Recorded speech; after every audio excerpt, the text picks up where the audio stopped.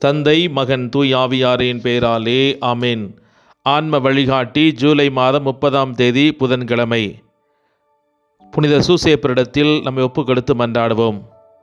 ஓ புனித சூசையப்பரே, நீர் மனிதராக இருந்தபோது உன்னதமானவரால் பெரிதும் நேசிக்கப்பட்டீர். திரு குடும்பத்தின் மீது நீர் அக்கறை கொண்டு இருக்கும்போது ஆண்டவரின் தூதர் உமது கனவில் தோன்றி உம்மை எச்சரிக்கவும் வழிகாட்டவும் செய்தார். நீர் அமைதியானவர், திடம் படைத்தவர், விசுவாசமும் தைரியமும் உள்ள பாதுகாவலர். நீர் இறைவனிடத்தில் நித்திய சமாதானத்தில் இளைப்பாறுகையில் எங்களை தயை கூர்ந்து பாரும். எங்கள் தேவைகளை உமது இதயத்தில் கேட்டருளும். எங்கள் தேவைகளை நினைத்து பாரும். அவற்றை உமது அன்பு மகனிடம் இருந்து எங்களுக்கு பெற்று தந்தருளும். நான் தூக்கத்தில் கடவுளின் குரலை கேட்கவும் அதன்படி எழுந்து அன்புடன் செயல்படவும் எனக்கு உதவியருளும். புனித சூசையப்பரே, நான் உம்மை முழு மனதோடு நேசிக்கிறேன். மகிழ்ச்சியோடு கடவுளை புகழ்ந்து நன்றி செலுத்துகிறேன். எங்களுக்காக எப்போதும் இறைவனிடத்தில் இறைஞ்சி மன்றாடுவீராக. ஆமென். இன்றைய நற்செய்தி மத்தேயு எழுதிய நற்செய்தி நூற்பிரிவு 13, ஆண்டவருடைய வார்த்தைகள் 44 முதல் 46 முடிய. ஒருவர் நிலத்தில் மறைந்திருந்த புதையல் ஒன்றை கண்டுபிடிக்கிறார். அவர் அதை மூடி மறைத்துவிட்டு மகிழ்ச்சியுடன் போய் தமக்குள்ள யாவற்றையும் விற்று அந்த நிலத்தை வாங்கிக் கொள்கிறார். விண்ணரசு இப்புதையலுக்கு ஒப்பாகும்.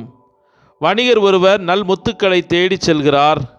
விலை உயர்ந்த ஒரு முத்தை கண்டவுடன் அவர் போய் தமக்குள்ள யாவற்றையும் விற்று அதை வாங்கிக் கொள்கிறார். விண்ணரசு அந்த நிகழ்ச்சிக்கு ஒப்பாகும் என்றார். இது கிறிஸ்து வழங்கும் வாழ்வு தரும் நற்செய்தி. கிறிஸ்துவே உமக்கு புகழ். சிந்தனை: மனம் ஒரு அழகான வேலைக்காரன், ஒரு ஆபத்தான எஜமானன். உங்கள் தலையிலிருந்து வெளியேறி உங்கள் இதயத்திற்குள் நுழையுங்கள். குறைவாக சிந்தியுங்கள், அதிகமாக உணருங்கள். உங்கள் கண்ணீரை பற்றி ஒருபோதும் வெட்கப்படாதீர்கள். நீங்கள் இன்னும் இயற்கையானவர் என்பதில் பெருமிதம் கொள்ளுங்கள். உங்கள் கண்ணீரின் மூலம் வெளிப்படுத்த முடியாததை வெளிப்படுத்த முடியும் என்பதில் பெருமிதம் கொள்ளுங்கள். இறையாட்சி என்று அங்கே இருக்கிறது, இங்கே இருக்கிறது என்று யாராவது உங்களிடத்தில் சொன்னால் நம்பாதீர்கள். அது உங்களிடத்தில், உங்களுக்குள் இருக்கிறது என்று நம் ஆண்டவர் இயேசு கிறிஸ்து நமக்கு கற்றுத்தருகிறார்.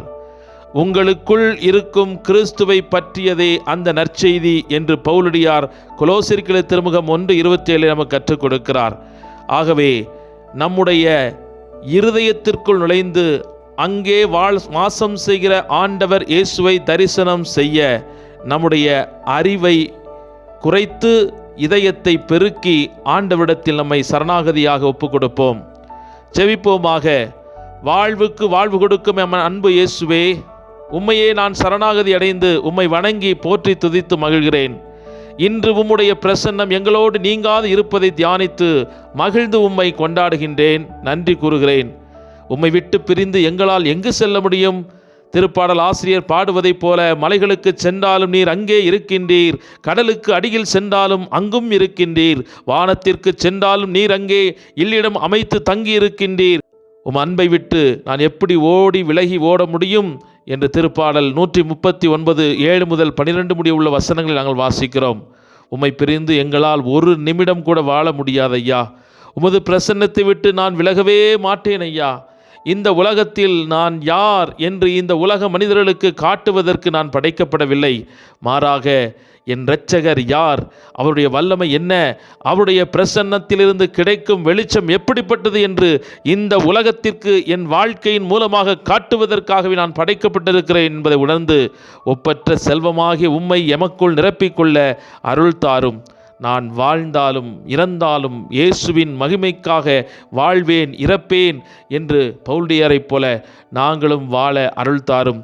என் வாழ்க்கையில், என் குடும்பத்தில், எனது சமூகத்தில் நடக்கும் பிரச்சனைகளுக்கு எனக்குள் வாழும் கிறிஸ்துவே பதிலாக அமைவார் என்பதை உணர்ந்து இந்த பிரச்சனைகளுக்கு, சமூக தீமைகளுக்கு, போராட்டங்களுக்கு இயேசுவின் பிரசன்னத்தை, அவருடைய ஜீவனை தரும் வார்த்தையால் கொண்டு வர இன்று எனக்கு ஆற்றல் தாரும். கடும் போராட்டங்கள், துன்பங்கள், சோதனைகள் மத்தியிலும் தொடக்க கால திருச்சபையை, திரு தூதர்களை உமது தூய ஆவியின் அபிஷேக வல்லமையினால் நிரப்பி அற்புத அதிசயங்களை செய்து உமது வலிமையை வல்லமையை நிரூபித்து காட்டிய இயேசுவே, இன்று எங்களையும் ஆட்கொண்டு எங்கள் வாழ்க்கை மூலமாக இந்த உலகத்திற்கு உமது ஆற்றலை வெளிப்படுத்தும் கருவியாக எங்களையும் பயன்படுத்துவீராக. ஆமென்.